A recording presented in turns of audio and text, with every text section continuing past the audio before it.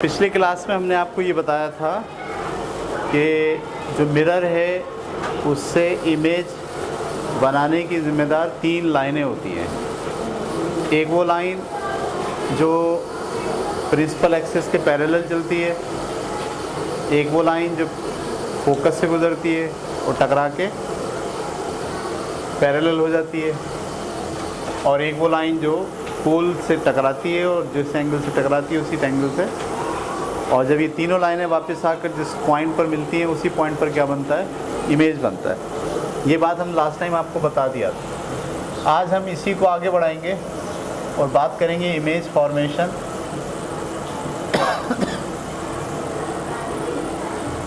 Bye concave mirror.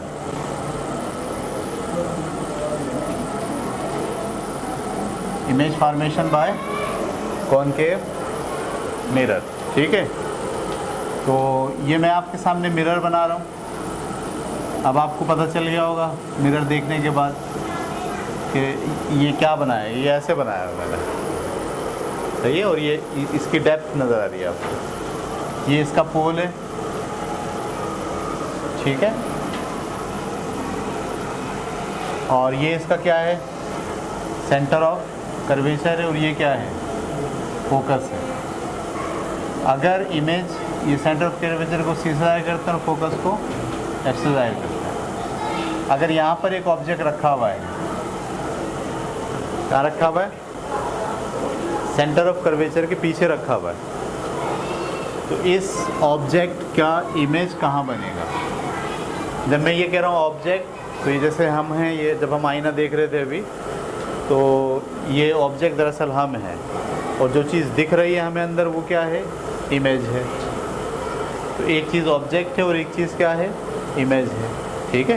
तो object का image कैसे बनता है और कहाँ बनता है, ये हम स्टडी कर रहे हैं। इस पॉइंट से एक लाइन जाएगी पैरेलल, टकरा के वापस कहाँ से गुजरेगी, फोकस से। इसी तरीके से एक जाएगी फोकस से, टकरा के कहाँ गुजरेगी, पैरेलल हो जाएगी। और एक कैसे गुजरेगी, पोल से, और टकरा के कहाँ जाएगी।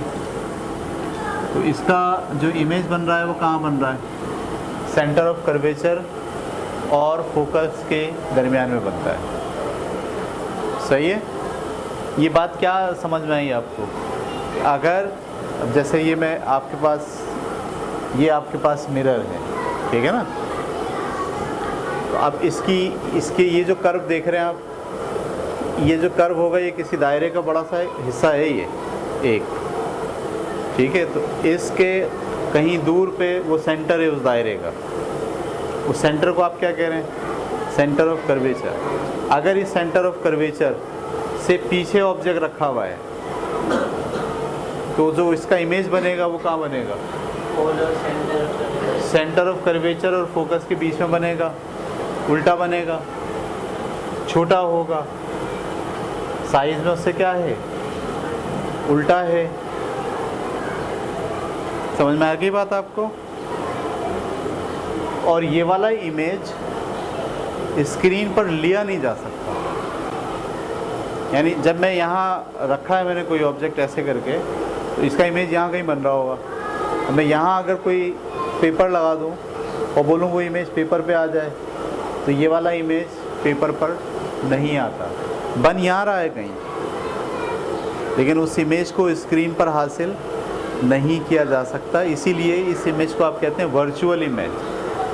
वो इमेज जिसे स्क्रीन पर हासिल नहीं किया जा सकता उसे क्या कहते हैं आप, वर्चुअल इमेज। आमतौर पर इस तरह से सोचते हैं हम। क्लियर हो रही बात आपको। तो जब कोई ऑब्जेक्ट सेंटर ऑफ कर्वेचर के पीछे रखा हो, पीछे कहाँ, बहुत पीछे भी हो सकता है और सेंटर ऑफ कर्वेचर के यहाँ करीब भी हो सकता है, लेकिन सबको क्या बोलेंगे, सेंटर ऑफ कर्वेचर के पीछे रखा हुआ हो, तो उस ऑब्जेक्ट का इमेज कहाँ बनता है, सेंटर ऑफ कर्वेचर और फोकस के बीच में बनता है। नंबर 1, साइज में छोटा होता है और उल्टा होता है। ये बात क्लियर हो गई। ये पहली कंडीशन है।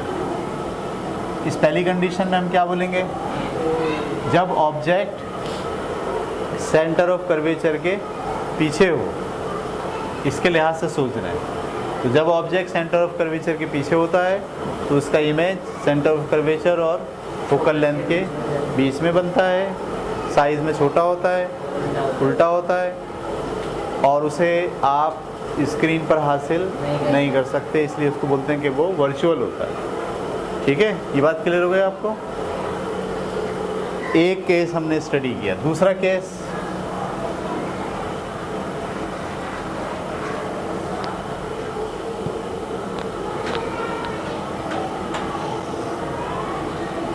ये आपका सेंटर ऑफ कर्वेचर है। अगर ऑब्जेक्ट सेंटर ऑफ कर्वेचर के ऊपर ही रखा हुआ, यानी जहाँ इसका सेंटर ऑफ कर्वेचर आ रहा है उसी के ऊपर आपने क्या रख दिया है, ऑब्जेक्ट रख दिया है। अब कैसे बनेगा इमेज? ये इसका वो है फोकस, एक लाइन तो जाएगी कैसे, पैरेलल, जो टकरा के वापस ऐसे होगी, सही है, और एक लाइन कैसे जाएगी, फोकस से जो टकरा कर वापस ऐसे होगी। तो इमेज वहीं बनेगा जहाँ पर ऑब्जेक्ट रखा हुआ है, और साइज़ में बिल्कुल उसके बराबर होगा, उल्टा होगा, और ये भी वर्चुअल होगा। वर्चुअल का मतलब इसको आप स्क्रीन पर हासिल नहीं कर सकते। ये दूसरी कंडीशन हो गई, बी कंडीशन। क्या कंडीशन है बी? कि अगर ऑब्जेक्ट आईने के सामने रखा हो और कहाँ रखा हुआ हो, उस फासले पर रखा हुआ हो जो सेंटर ऑफ कर्वेचर या रेडियस ऑफ कर्वेचर का फासला है, तो ऐसी सूरत में उसका इमेज कहाँ बनता है, उसी मुकाम पर बनता है। साइज़ में क्या होता है, बराबर होता है, उल्टा होता है, और वर्चुअल होता है। ये बात क्लियर हो गई। दूसरी बात। तीसरी बात, अब अगर आप इस ऑब्जेक्ट को और आगे ले आए, ठीक है, ऑब्जेक्ट को बीच में ले आए, किस किस के बीच में, फोकस और सेंटर ऑफ कर्वेचर के कहीं बीच में रख दें, इससे जो इमेज बनेगा वो कहाँ बनेगा, एक लाइन तो जाएगी पैरेलल, ऐसे निकलेगी, एक लाइन जाएगी फोकस से ऐसे, और ऐसे निकलेगी। तो ये जो इमेज बनेगा वो सेंटर ऑफ कर्वेचर के पीछे बनेगा, उल्टा होगा, साइज़ में बड़ा होगा, और ये भी वर्चुअल होगा। अगर ऑब्जेक्ट सेंटर ऑफ कर्वेचर और फोकल लेंथ या फोकस के बीच में कहीं रखा हुआ हो, तो उस ऑब्जेक्ट का इमेज हमेशा सेंटर ऑफ कर्वेचर के पीछे बनेगा। यानी अगर आपने इसको यहाँ रखा हुआ है, फोकस और सेंटर ऑफ कर्वेचर, तो इसका जो इमेज बन रहा होगा वो पीछे कहीं बन रहा होगा। और कैसा बनेगा, साइज़ में बड़ा होगा, उल्टा तो होगा लेकिन साइज़ में बड़ा होगा, और वर्चुअल होगा। इसको भी आप हासिल नहीं कर सकते इसके ऊपर, ठीक है। उसके बाद तीसरी, अगला केस, ये तीसरा केस हमने स्टडी करा। अब हम चौथा केस स्टडी कर रहे हैं कि अगर ऑब्जेक्ट को फोकस पे रख दिया जाए, बहुत इंटरेस्टिंग बात है अभी ये, अगर ऑब्जेक्ट को कहाँ रख दिया जाए, फोकस पे, तो अब इसका इमेज कहाँ बनता है। हम देखिए, एक लाइन पैरेलल जाएगी जो कहाँ से गुजरेगी, फोकस से, और एक लाइन, अब फोकस से तो जा नहीं सकते, तो वो लाइन कहाँ से लेंगे आप, पोल से, जो एंगल बना के आएगी वही एंगल बना के जाएगी, और ये दोनों लाइनें पैरेलल हो गई।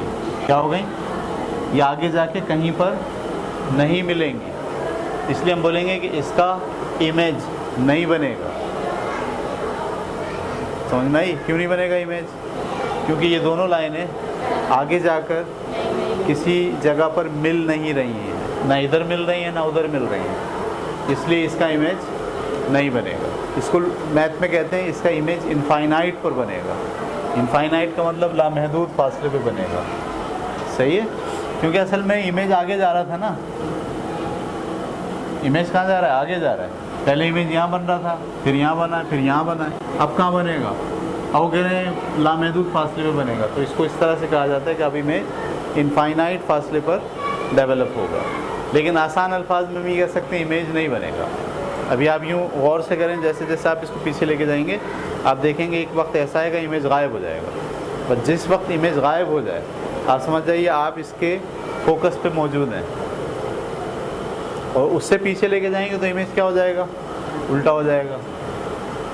पहले तो बड़ा होगा और ऐसे आते आते बिल्कुल इमेज आपके बिल्कुल आपकी शक्ल के साइज़ के बराबर इमेज अगर हो जाए तो इसका मतलब है अब ये आप कहाँ खड़े हो, आप दरअसल उसके सेंटर ऑफ कर्वेचर पर खड़े हो और इमेज उल्टा है, लेकिन साइज़ में बराबर है, इमेज उल्टा है। तो ये जो ऑब्जेक्ट है ना, ये ऑब्जेक्ट आईने से कितनी दूरी पर है इससे हम अंदाज़ा लगा रहे हैं कि उसका इमेज कहाँ बनेगा। पहले हमने यहाँ रखा था सेंटर ऑफ कर्वेचर से पहले, तो इमेज कहाँ बन रहा था, इन दोनों के बीच में कहीं। फिर हम सेंटर ऑफ कर्वेचर पे लाए तो इमेज कहाँ बना, सेंटर ऑफ कर्वेचर पे ही बना।